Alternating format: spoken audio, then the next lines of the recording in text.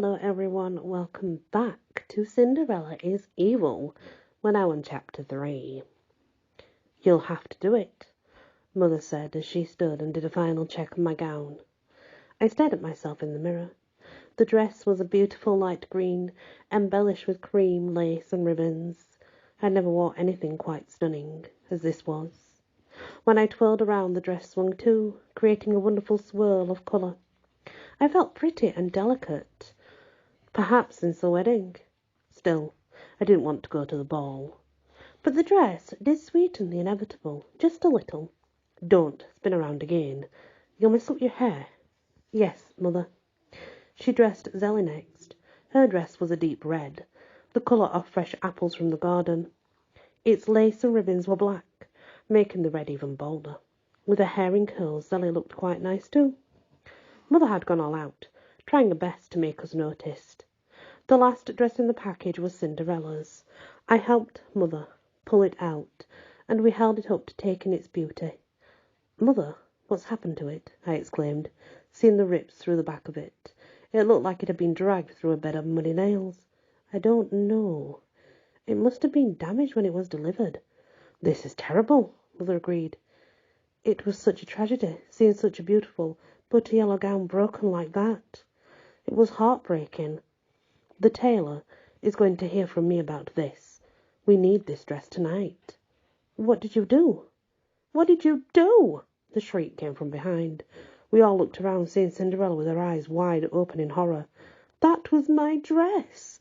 You ruined it. It wasn't us. The tailor has done something.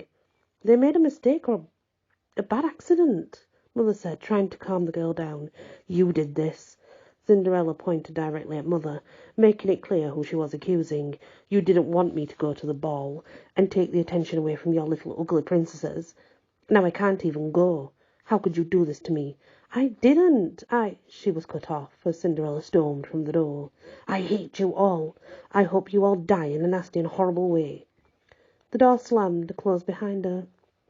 I felt bad about her dress, but she didn't have to overreact like that. "She can have my dress, Mother," I offered. "I'm sure she'll have a better time than I will." "Nonsense. You will do no such thing.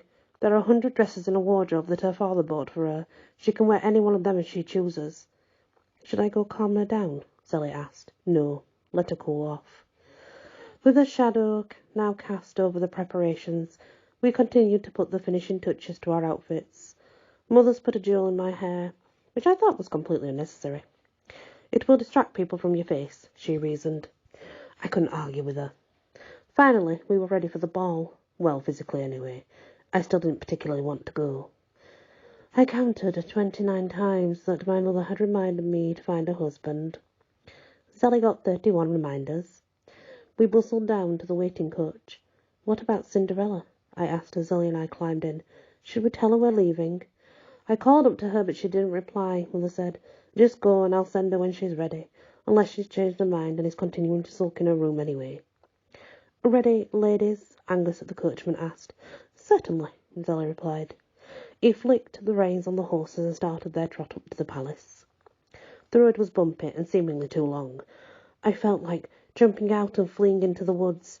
At least I could have a few moments of freedom before Mother sent out the hounds to search for me. The lecture and punishment probably wouldn't be worth those few moments, though. So I stayed. Put. Yep, I stayed put, and only excited when we reached the palace and the entrance to the ball. I have to admit, it did look amazing. The king certainly knew how to put on a party. Fairy lights were strung everywhere, creating even more stars than in the sky. Flowers tied with ribbons were everywhere, their delicious scent filling the air with magic. Zelly and I walked up the stairs that were draped with red carpeting. Lord Fenley greeted us at the door, bowing low. We both curtsied back and stepped inside. The grand ballroom was even nicer than outside. The chandeliers twinkled with the light of 1,000 suns, and the orchestra played a song that could only make feet feel like dancing. Perhaps it wouldn't be so bad.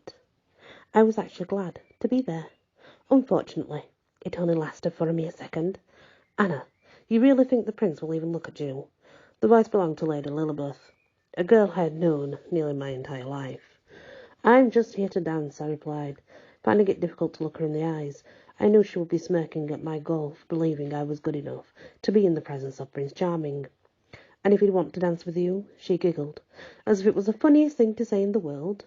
It wasn't, but I never expected anything else from her. I turned away, trying not to let her get to me. All the girls around her, Lilibeth's gaggle of girls, were laughing so hard it was difficult. I knew what would happen. I tried to tell Mother they teased me so, but she would never listen. Unfortunately, I walked directly into Tesselin Montgomery, the one most expected to capture the prince's heart, Anne Trevane. My apologies, Tesselin. I wasn't watching where I was going. I wanted to sink into the stone floor under her scrutiny. She was looking at me from head to foot. Any prettiness I felt before was long gone, but in its place was a deep feeling of inadequacy. "You should have been more careful. You know you scare people if you suddenly appear before them. We all need to see someone like you coming so we can turn away." I didn't reply. I didn't have anything to say to her. Instead, I curtsied and started walking. The giggling was still louder than the music. Perhaps it was just echoing in my head.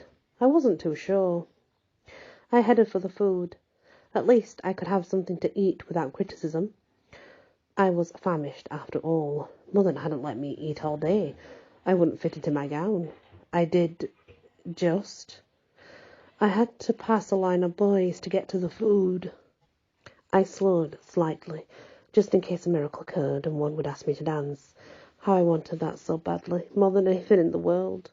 I wanted to twirl on the dance floor, a gentleman glad to be on my arm, and prove to everyone I wasn't ugly Anna. But silence only greeted me. I placed some food on a plate, and found a wall to stand with my back to. Nobody could sneak upon me that way, and I was out of everyone else's way. Nobody could have been confronted with my ugliness. Zelly joined me, having the same idea. "It's beautiful here, isn't it?" "Yes, very." We stood in silent comfort for each other, both of us knowing how the other was feeling, without even having to voice it. "Oh my gosh, look, it's Cinderella." Sally pointed to the door as she entered. Our stepsister had found another dress. This one was a brilliant light blue. Her blonde hair was perfectly tied up in a bun, surrounded by a tiara covered with diamonds. I'd never seen her more stunning. And apparently neither did she. Spotting us in the crowd, she gave us both a look that could kill. She knew how beautiful she was and wanted to make sure we knew it too. I don't know how one look could convey so much, but it sure did. I felt like a pile of mud compared to her. I suddenly didn't want to be a wallflower any longer. I wanted to prove to everyone that I was good enough to be there, even if I was only bluffing. "Hold my plate," I said as I shoved the piece of ceramic into Zelly's hands. Her mouth was too full of food to warn me to stop whatever it was I was planning. I barged through the crowd, making a beeline for Prince Charming. I may have no interest in the guy, but everyone else did. The king promised he would consider every lady in the kingdom, and wasn't I one of those ladies? I stood before him in all my green glory, trying to pretend I was confident and desirable. I was beyond caring what others thought by then. "My prince," I curtsied low, making sure he could see all my assets and not focus on my face. "Lady Anna," Charming replied. "Glad you could make it." His words were kind, but his eyes were not. I quickly realized he was humouring me. Perhaps he would have preferred it if I had slunk away from him then and there, fearing I wasn't good enough to be his betrothed. But I wasn't going to. Not when I had 100 eyes on me. "It's a fine ball tonight. My compliments to the king. It will do. I'm sure his heart was in the right place when he thought up such a tripe scheme. He had a way of making everything seem so trivial and stupid, with just a few words and a scathing look around the room. I felt silly for believing I could be good enough, or even wanted, by the prince. I yearned to shrink away more than ever. I glanced to my left and saw Cinderella. She was watching us with a smirk across her face, waiting for me to fail.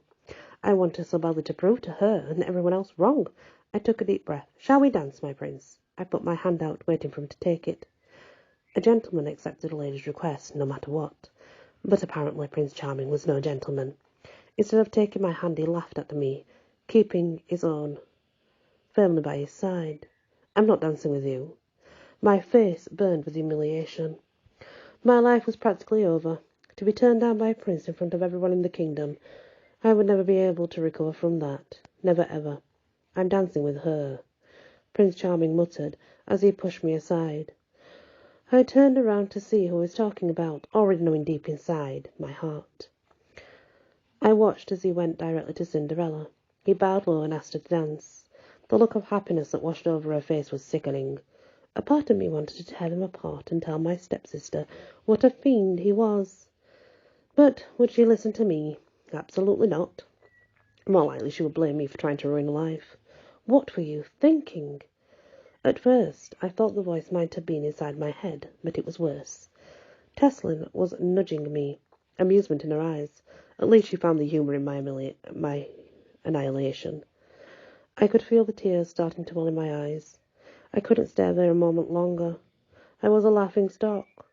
For a moment I wondered what Mother would say when she found out. Someone would tell her everything. I knew that was a certainty. My feet started running for the door. Better to leave them to gossip and stab me in the back rather than to watch them with my own eyes. They would hurt me either way. Outside the air was cool. It would still be hours before Mother allowed us to leave, so I needed to find somewhere to hide out. Unfortunately, the breeze was too chilly to wait in the courtyard, but I couldn't go back inside either. Then I saw our coach, awaiting the return of its owners, with all the others. I stormed over to it, opening the door and climbing inside. I was surprised to see I wasn't alone. Angus, our coachman, was settled inside. Instantly he was alert. "I'm so sorry, my lady. I wasn't expecting you to return so soon. I will leave." I placed my hand over his arm to stop him.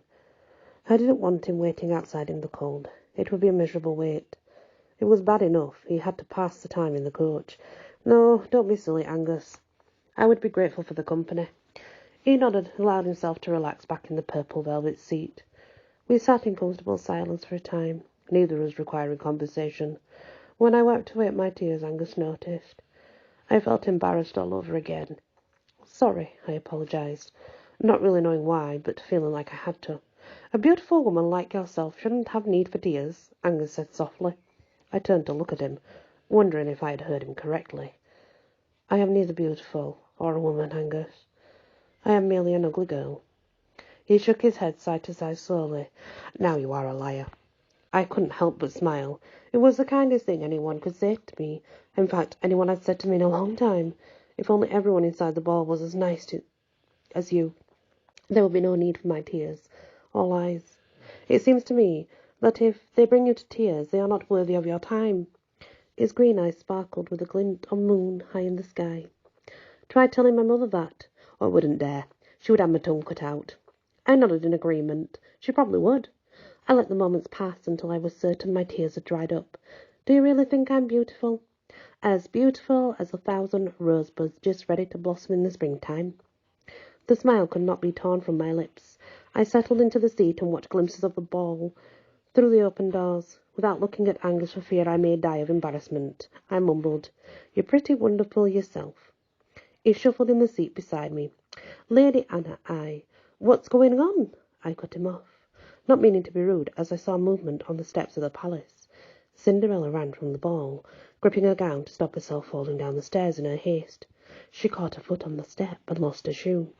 She looked back for a moment, just as Prince Charming appeared at the doorway to chase after her. She left her slipper there and started running as fast as she could down the path. I watched the prince stood there, the clock overhead starting the slow chiming of midnight. He appeared confused, worried even. Good, he deserved her bad karma thrown back at him. He walked down the steps and retrieved the shoe, looking at it like it was a precious possession. I had no idea what he wanted with a lady's slipper, but he took it back inside anyway. It was kind of creepy, really. I didn't know how Cinderella got to the ball, so I didn't know how she was going to get home. By the way she was running, she could probably have made it home in less time than a coach anyway. Suddenly, the door to the coach burst open beside me, and I jumped. I was too absorbed in the dramas going on outside. I didn't notice Mother had found my hiding place. "Anna, what are you doing out here? Get back inside. You'll never find a husband in the coach," she scolded, grabbing my arm and leaving me no room to argue. I was dragged back inside the ball to relive my idea of hell for a second time that night. And that's the end of that chapter, guys. I hope that you'll return for the next chapter to see where this is heading, because I'm pretty sure there's going to be some differences in it. Absolutely. Thank you for listening, and many blessings.